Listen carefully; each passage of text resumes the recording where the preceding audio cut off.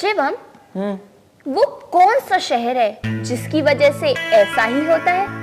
शहर? ये तुम क्या कह रही हो भाई? ऐसा ही होता है तो हर जगह होता है। आफ्टर ऑल साइंस हर जगह है। बाप रे बाप, स्पीच बंद करो और सोचो कि वो कौन सा शहर है किसकी वजह से ऐसा ही होता है। दीपिका, शायद तुम्हारे सवाल का जवाब मुंबई है। हम मुंबई में शूटिंग करते हैं। ये काम तो हम हर कहीं कर सकते हैं। दिल्ली में भी कर सकते हैं, बैंगलोर में भी कर सकते हैं, लखनऊ में भी कर सकते हैं, कहीं भी कर सकते हैं। बस हाँ, वो शहर होना चाहिए। दीपिका, तुम क्या कह रही हो? मुझे कुछ समझ में नहीं आ रहा। शहर मतलब सिटी। वो कौन सी सिटी है जिसके बिना हम आप मिल नहीं सकते? अब मैं समझ गया तुम किस शहर की बात कर रही हो। इलेक्ट्रिसिटी।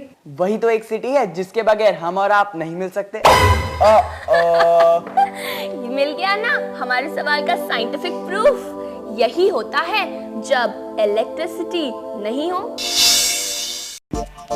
इलेक्ट्रिसिटी या विद्युत ऊर्जा मशीनें चलाती है, बल्ब जलाती है, चीजों को गर्म और ठंडा भी करती है। हम ये कह सकते हैं कि इलेक्ट्रिसिटी ही वो एनर्जी है जो हमारी पूरी दुनिया को चलाती है। तभी तो बिजली चली जाए तो काम करना ही मुश्किल हो जाता है। इलेक्ट्रिसिटी की सबसे बड़ी खूबी शायद ये है कि वो ऊर्जा के दूसरे रूपों में आसानी से बदली जा सकती है। फिर वो प्रकाश हो, ऊष्मा या गर्मी हो, या हो ध्वनि ऊर्जा, दरवाजे की घंटी हो या हो कंप्यूटर और ट्रेन, इलेक्ट्रिसिटी ही सबको चलाती है। कितना आसान हो गया है ना, स्विच ऑन करो और काम हो गया। लेकिन एक समय ऐसा भी था जब इलेक्ट्रिसिटी ना ही डिस्कवर हुई थी और ना ही इन्वेंट। फिर किसी ने दिमाग लगाया होगा और इलेक्ट्रिसिटी इन्वेंट हो गई। कब और कैसे? इलेक्ट्रिसिटी की खोज से बहुत से नाम और किस्से जुड़े हैं, लेकिन सबसे मजेदार कहानी जुड़ी है अमेरिकन साइंटिस्ट बेंजामिन फ्रैंकलिन से। आसमान में बिजली कड़क रही थी, तूफान जोरों पर था। ऐसे में फ्रैंकलिन ने एक रेशमी पतंग पर एक लोहे की चाबी लगाकर उसे हाथ में पकड़ा। उनके हाथ में एक और लोहे का टुकड़ा भी था।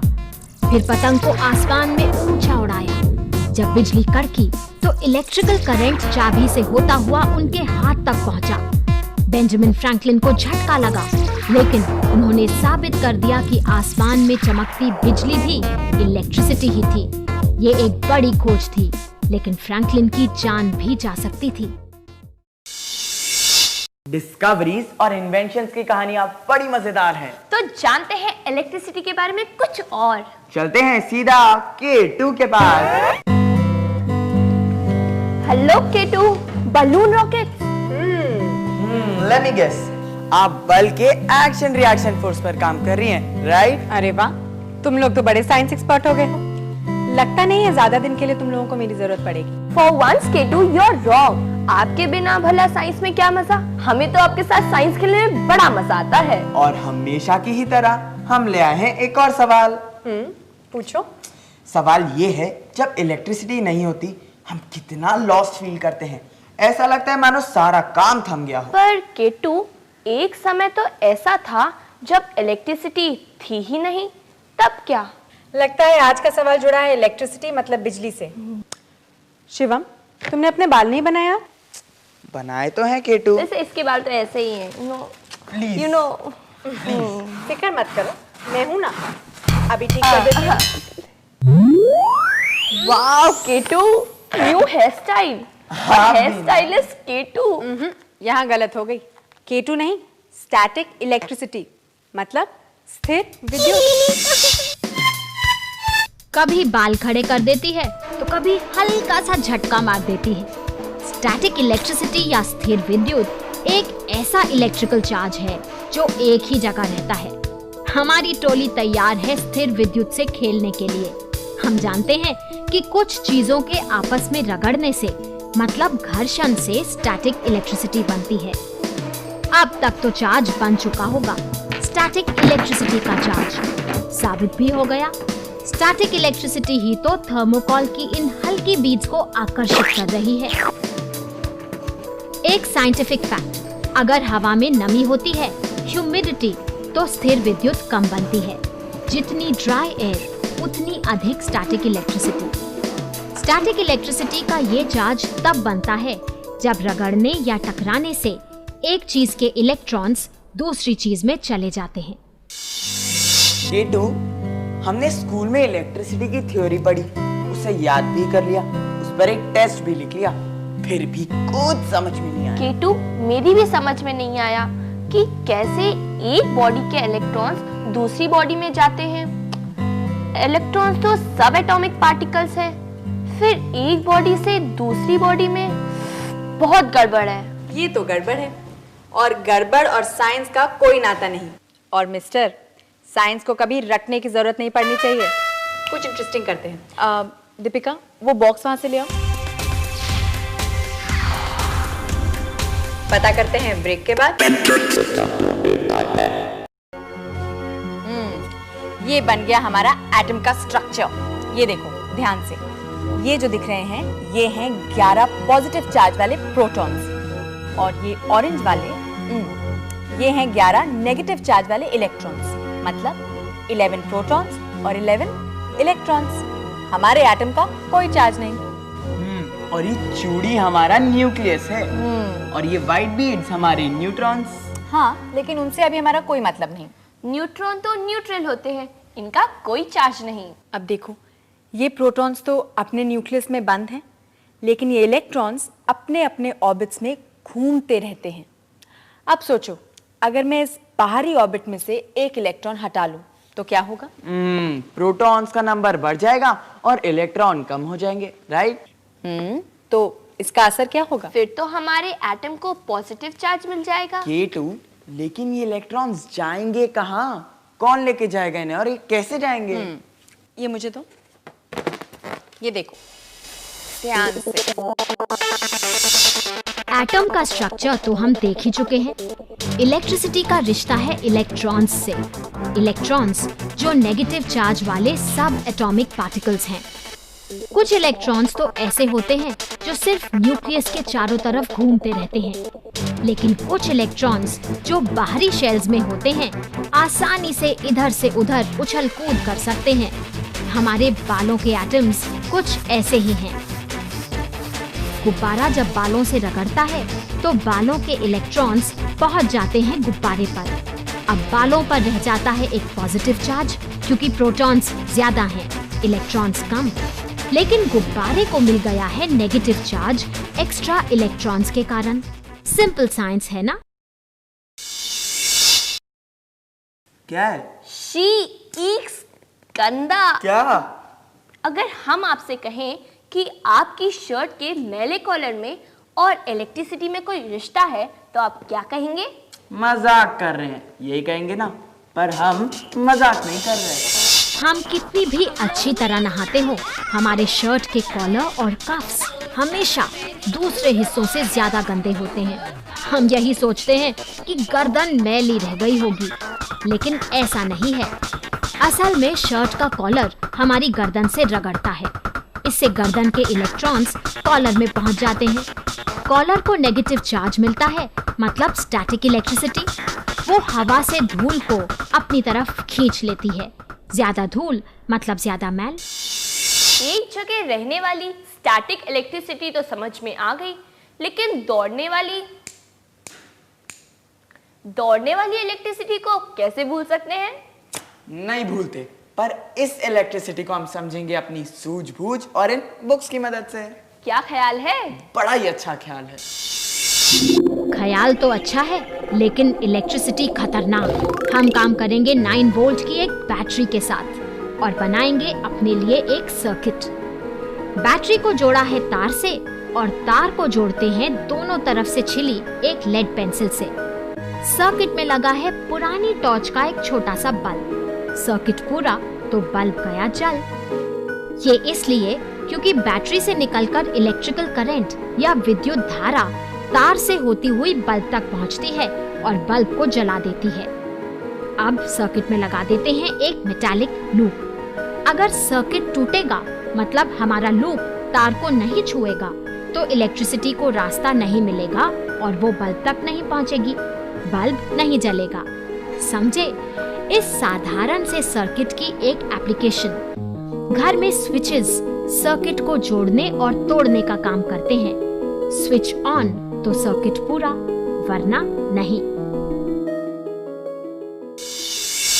दीपिका, तुम बड़े होके कंडक्टर बनना चाहती थी ना? कंडक्टर?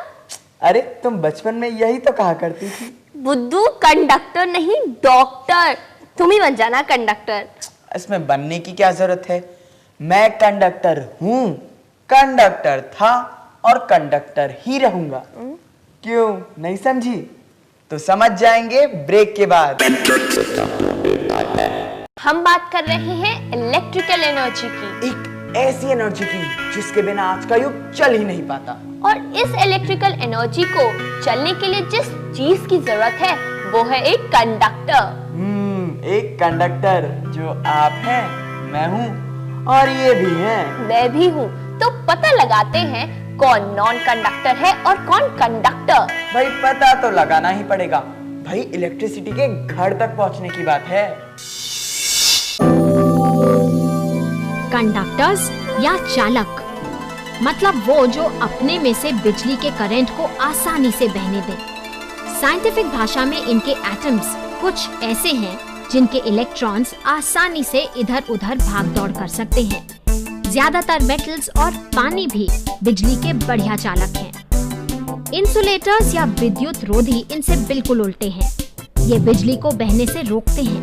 कांच, प्लास्टिक, रबर और सूखी लकड़ी इंसुलेटर्स हैं। इसीलिए बिजली के तारों को प्लास्टिक से ढका जाता है ताकि करंट ना लगे। अपने सर्किट की मदद से हम आसानी से पता कर सकते हैं कि क्या कंडक्टर है और क्या इंसुलेटर। सर्किट में इंसुलेटर जोड़ने से बल्ब नहीं जलेगा, लेकिन कंडक्टर लगाने से जल उठेगा। एक और बात, इलेक्ट्रिकल करंट को बहने के लिए भी चाहिए बल्ब, और यही होता है वोल्ट। वोल्ट इलेक्ट्रिकल प्रेशर को नापने का यूनिट है। इसीलिए वोल्टेज कम या ज्यादा हो तो हो जाती है गड़बड़। नेचर का सबसे सुंदर पर डरावना एनर्जी डिस्प्ले क्या है? वैसे तो बहुत सारे हैं, लेकिन मैं जानता हूँ तुम किस चीज के बारे में बात कर रही हो। तड़ाक धूम धूम। आसमान में बादल घिरे हुए हैं, तार तार, लाइटनिंग एंड थंडर। तड़ाक धूम धूम। केटू, ये क्या है? मैंने सोचा तुम लोग बिजली की बात कर रहे हो, तो बिजली कैसे कड़कती है समझते हैं। चलो देखते हैं। मैंने एक बहुत इंटरेस्टिंग एक्सपेरिमेंट डिवाइस किया है। इसको इसके ऊपर ऐसे घुमाते हैं। ये प्लास्टिक की शीट है और ये स्टील। इससे चार्ज होगा। रुको। वाओ, दीपिका देखा, ब्लू स्पार्क। लेकिन शैतानी नहीं, सिर्फ समझो। आप भी समझिए। आसमान में बिजली का कड़कना स्थिर विद्युत का एक और उदाहरण है। होता यूं है, बड़े बड़े काले बादलों के अंदर पानी की बूंदें और बर्फ के कण आपस में रगड़ते हैं, टकराते हैं। उनके इलेक्ट्रॉन्स ट्रांसफर होते हैं और स्टैटिक इलेक्ट्रिसिटी बनती है। अब पॉजिटिव चार्ज बादल के ऊपरी तरफ और नेगेटिव चार्ज नीचे की तरफ जमा हो जाते हैं। इधर पेड़ों के ऊपर भी पॉजिटिव चार्ज होता है। पॉजिटिव और नेगेटिव का अंतर जब बहुत बढ़ जाता है तो बिजली कौंधती है और इलेक्ट्रिसिटी डिस्चार्ज होती है। अब तो आप समझ गए होंगे कि तूफान के समय पेड़ के नीचे क्यों खड़ा नहीं होना चाहिए।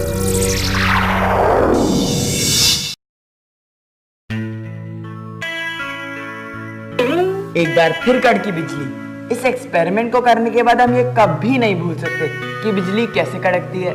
तो आप भी कीजिए एक्सपेरिमेंट, बहुत मजा आता है। भाई हमारी साइंस की दुनिया की यही तो खासियत है। पर आजकल है ना, हमारी केटू बड़ी परेशान है। नाम बदलने की बात कह रही थी। पता है क्यों?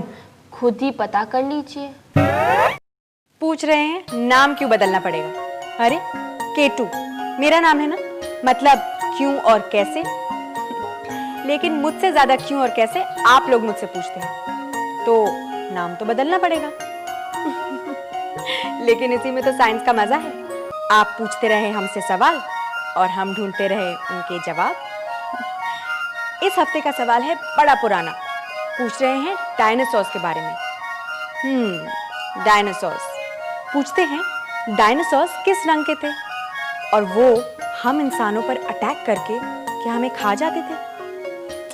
अब डायनासोर्स तो नहीं दिखा सकती आपको, लेकिन सवाल का जवाब जरूर दे सकती हूँ। देखिए,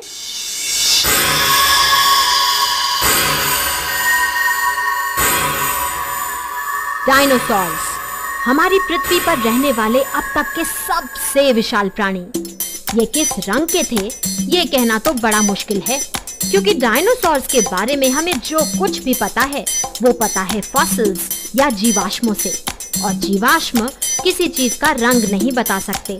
अब रही बात कि क्या डायनासोर्स आदमी पर अटैक करते थे और खा जाते थे, तो जवाब है नहीं, ये इम्पॉसिबल है, क्योंकि जब तक हम इंसान इवॉल्व होकर इस पृथ्वी पर आए तब तक डायनासोर्स एक्सटिंक्ट हो चुके थे, खत्म। डायनासोर्स हम सब के लिए बड़े ही फैसिनेटिंग हैं। वो पृथ्वी पर 1,500 लाख साल पहले रहा करते थे, फिर वो एक्सटिंक्ट हो गए, खत्म। पर जहाँ तक हमें पता है उनका ब्रेन बहुत छोटा था। वो कहते हैं ना, अक्ल बड़ी है भैंस, मैं तो कहूंगा हमारी अक्ल डायनासोर से भी बड़ी है। तो अपनी अक्ल एनहांस करते रहिए और हमें लिखते रहिए, जवाब ढूंढते रहिए, और हमें हर हफ्ते यही मिलिए, इसी वक्त इसी दिन, क्योंकि ये साइंस की दुनिया है और यहाँ ऐसा ही होता है।